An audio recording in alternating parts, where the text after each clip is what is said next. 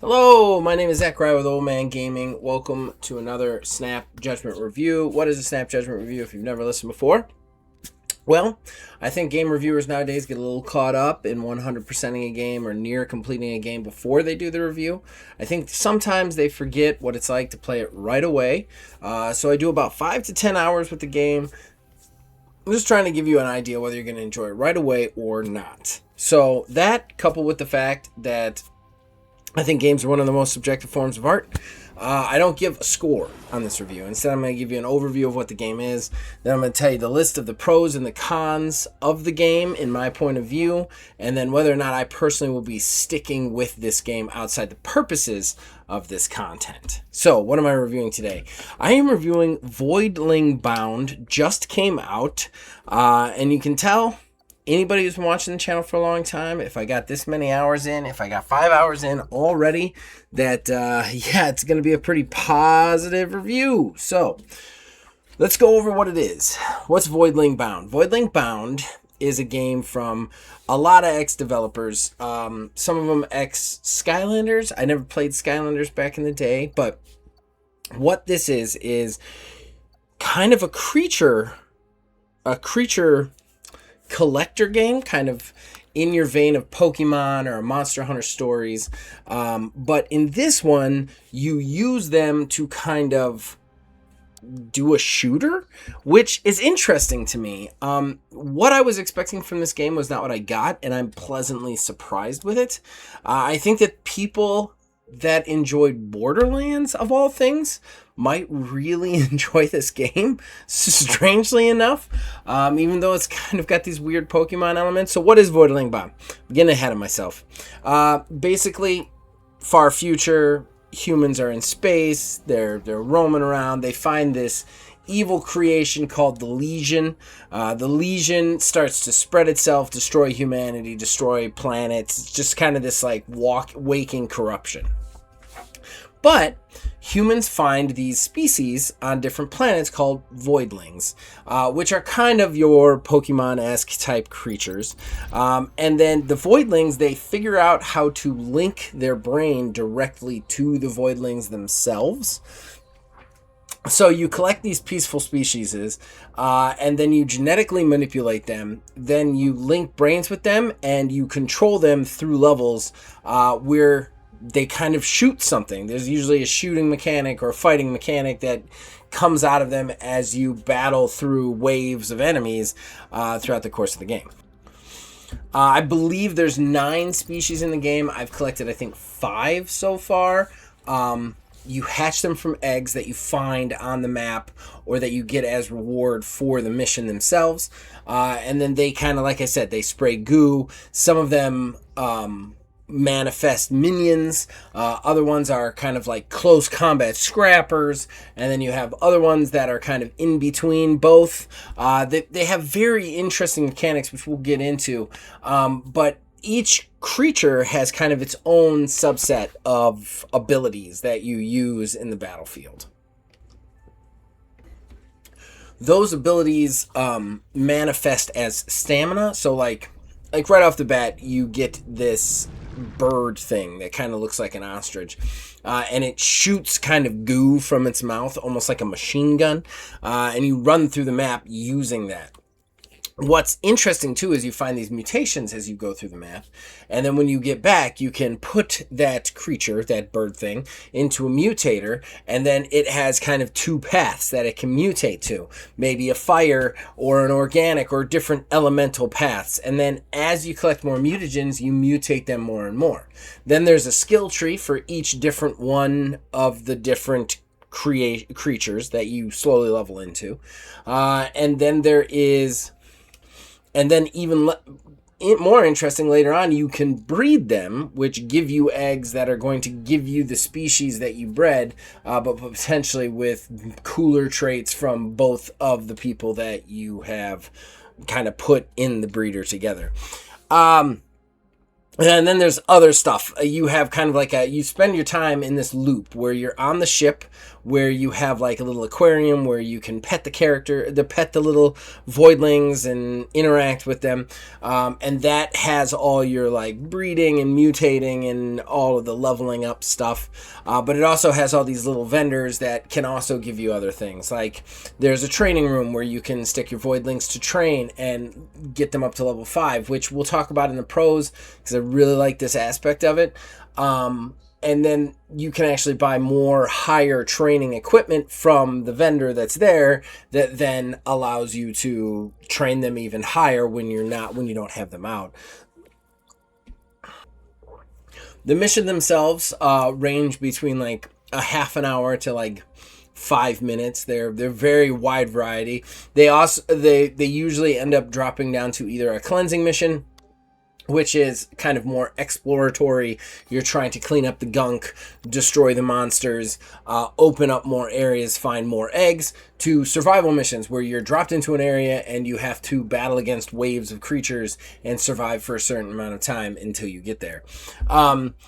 The variation here sometimes can feel a little bit repetitive, but I haven't experienced that yet. I'm only about 6 hours in, so it could. I'm not going to list it as a con because I'm not 100% positive, but you can go back and retread old levels to collect more eggs, to battle more creatures, to level up your voidlings for later on encounters. And one thing I did find interesting here is while the map itself stays the same, the actual placement of the eggs and some of the hidden stuff, like the mutations and stuff, are randomly decided where they are throughout the map, which makes it a little bit different. You have to kind of explore everything every time. I mean, really, that breaks down what the loop of this game is, and it is incredibly unique. Before I get into the pros and cons, I just want to talk about this for a second. I am going on 45. I have been playing games for nearly 25 years now. I think actually more. And I think that at the end of the day, what I look for now is, and I've talked about this on the podcast on the channel a couple times, is uniqueness, new mechanics, bringing something new to the table in a space that is constantly rehashing and redoing stuff just with better graphics. I don't need more remakes. I don't need more remixes. I don't need more like variations of old games. I really want some new stuff, and this is new. This is a new concept. They took Pokemon and they brought something new to the table. This is kind of like Pokemon and Borderlands if they had a baby. And that's something that I really enjoy. And honestly, I've been done with shooters for a long time. We have done a lot of Borderlands stuff on this channel. This is the first one that's really reinvigorated that just because of the mechanics, which we're going to talk about. We're going to transition right into our pros, because I like to go positive first. So the first thing I want to talk about is the original mechanics in this game. I think one of the things that really got me here is when you're playing like a Pokemon or something, you usually have an elemental type. And then that elemental type comes with a list of moves, and it's usually like turn-based or tactical in that way, which is okay. I'm not knocking those choices. This game, you play the creature, and every creature fights and moves and acts completely different, which makes it so interesting. Like, at first when I heard there's only 9 different creature types, I was like, well, that's not going to be that fun. I mean, one of the fun things is collecting all these creatures in the other games, and 9 is just not a lot. And the reason that it's only 9 and it feels so good is because all 9 of those creatures attack, they move, they dodge, they fight, completely different. Let me give you some examples. Right off the bat, you get the bird, which kind of shoots gunk out of its mouth like a machine gun. It has like a quick dodge, and then it has kind of like a bigger bomb attack that charges up. Pretty standard run-of-the-mill stuff. They're good. I'm not knocking them. But then you move on to I believe they're Nimiodes. Nimiodes are floating jellyfish things that they can jump infinitely. Their close combat attack is to drop, but they don't attack by just spraying stuff. They drop pylons, and then you hold the button, and electricity runs between them and the pylons. So you have to place your pylons correctly so that the bad guys end up in those zones, and then you have to venture into those zones to actually zap them. It makes this really interesting risk-reward system. My favorite Voidling so far is the Guigoons, which this thing is like this little four-armed thing that kind of looks like Gizmo from the Gremlins movies, if you're old enough to know what I'm talking about there.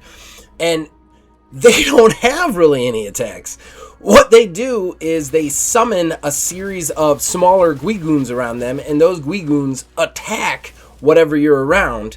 And then they have this really close combat like boof that does a little bit of damage, but it also cues those creatures to attack.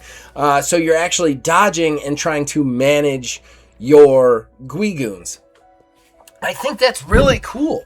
Like, even more so, I just got an Urksec, which an Urksec is this close combat beast that doesn't even really have any long-range attacks. And switches between two forms. One form kind of like recovers health but is slower and does less damage, while the other form is a DPS cannon but can't recover health. There's so many ways to go with these 9 breeds. And then you add in the fact that every one of those breeds has 2 different mutations that they can mutate into. And you can move them down those mutations. Each mutation then brings 2 subcategories that can change how they work. So you can have like 5 different organic element-based Ursecs that operate completely different. Like, they're all going to be like closer combat guys, but their actual sub-mechanics might be completely different. Another example of that, and I know I'm really on the original mechanic because this is the best thing for me. Another thing for that is, like I said, the Guigoons are my favorite. My first really awesome like squad thing was this Guigoon that I hatched out of a gold egg. It was mutated. It had no like heavy elemental type. It was just a base one, but it could do a lot of damage, so I used that a lot. But then I made another Guigoon that was all organic, and I spec'd all into healing, and the thing heals every time it attacks, every time it summons Guigoons, every time it does anything. It does all sorts of crazy healing, and it's just unkillable in that way. And they both operate the same mechanically at that point, but differently in battle, whereas you have kind of more of a DPS cannon here and another one that's just heals faster than you can kill it. And then you mate them together and get kind of a random selection of what comes together. It just makes everything about this game so interesting mechanically. That leads into the build mechanics. I'll say this. There is an overall, like, addition thing that you can just build out. There's no, like, special build there, which is, like you could spec into a certain species and just up their attack, up their whatever, up their secondary power, and that translates to all of that species, and I'm pretty sure I can level that up until it's completely full, and there's no like restriction there. But when you're building out the Guigoons, but the Voidlings with their individual like mutations, you add in their hatchery stuff, and then you add in like the other aspects to that, the build mechanics become really interesting. Just like I said, the Guigoon that like heals faster it can be killed versus the Guigoon that is a DPS cannon. I've said Guigoon way too much in this review, but the build mechanics are really, really fun here. There is a slight downside to this, which we'll get into in the cons, but before we do that, I also want to talk about the boss fights. I really enjoy the boss fights in this too. There's almost no iframes. There's a little bit of iframing when a monster like comes out of the ground to fight you, but overall there's no real iframing. The monsters are very interesting. The bosses are very interesting. They have interesting mechanics. The battles get very crazy, but also very manageable, and it's very enjoyable to be part of. I really like that part of this. Again, this really spoke to the shooter part of me that was long dead, and I'm kind of surprised about it. So let's get into the cons. There are a couple of negatives. My first negative is the sound and the music isn't really there for me. There's a couple of musical tracks, especially when you're fighting the boss, that kind of hit you. There's also this musical track when you're slowly jacking into the creature, the kind of like Voidling bound, like go into the creature, mind swipe kind of animation has a kind of a cool track to it. But the overall tracks of the level are very floaty and ethereal. I don't really think that fits the action that's going on the screen. On the sound side, nothing really like hits, and there's so much hitting. Like when you've got the creatures like spurting goo from their mouth, it's just like a quick. It's not like there's no fun blast to it. I think they could have done a little bit better on some of the sound and music. This is very nitpicky, but it's just something I noticed, so I wrote it down. And then finally, the only other thing I'll say is the difficulty. So I died once, just once, and it was because I took a level 2 monster into a level 8 area, and I got way farther than I probably should have. There's also certain build mechanics that, from what I can see, can make the game kind of broken. The Guigu that heals himself, as it stands right now, is immortal. And I have taken him into places that are 2 or 3 levels recommended higher than me and just destroyed because he can't die. So, the real question is, I don't think I'm that good of a build person to be able to make a build like that. So I think that in some ways the difficulty is a little bit under. And in fairness, I think they kind of marketed it towards children a little bit more, which I think is a little bit of a mistake, because I think, personally, just knowing how my 10-year-old plays games, I think that they would have a hard time with the switching mechanics between creatures. Mentally, I think they'd be a lot easier with a game where you're just collecting a creature and picking the moves than maybe actually mechanically doing shooting differently each time. I feel like they should have played it towards adults just a little bit more, especially since a lot of people who were into Pokemon in the first place are adults now. We grew up with it. So a lot of your nerd audience for those kind of things are adults. That being said, I think that I am just playing it on kind of the standard difficulty. There's an easy difficulty, there's kind of a normal difficulty, a hard, and then a harder difficulty. I'm on the normal difficulty. Maybe I'll turn it up, see how it works. But overall, I think the difficulty might be a little bit easy, especially once you get into your Guigus, getting into things. You know what? I've just realized I forgot a pro. Want to add it on here. Sorry. This channel is always quantity over quality, so sorry about this. But one other pro that I wanted to talk about is this training room they have. Something that I've noticed in any monster collecting game that I've ever played is you have to take them out and grind with them to keep them leveled up. So if you want a specific group of them, you have to constantly be switching it up in different characters and stuff and grinding the same area over and over again. With this game, they have this training room, which you put a monster in this area and it will train from 1 to 5. And then when you level up, you can get machines that'll train it from 5 to 10. And then, so basically, you can keep the monsters that you're not using all the time, but you want them to be there in case you need them, at the exact level you need them to be at all times, which I find it really cool that I could just, every time I do a mission, train some of my monsters too, so that I'm constantly got monsters behind me. Monsters to come out, monsters to switch up. Yeah. So let's finally move into whether or not I'm going to stick with it. I'm definitely going to stick with it. I really enjoy this. It's something new. It's something fresh. We don't get a lot of stuff like this. It's probably going on some of my lists for the Horrible Game Awards at the end of the year. I really enjoy this, and I weirdly recommend anybody who's super into Borderlands. This might tickle you. This might tickle your fancy a little bit. So yeah, give it a shot if you're a shooter guy. All right, did I get it right? Did I get it wrong? You can let me know in the comments below. Other than that, you can influence all of this from Discord. Links in the description below. And then, as long as you guys keep watching and listening, we'll keep making them. See you guys next time.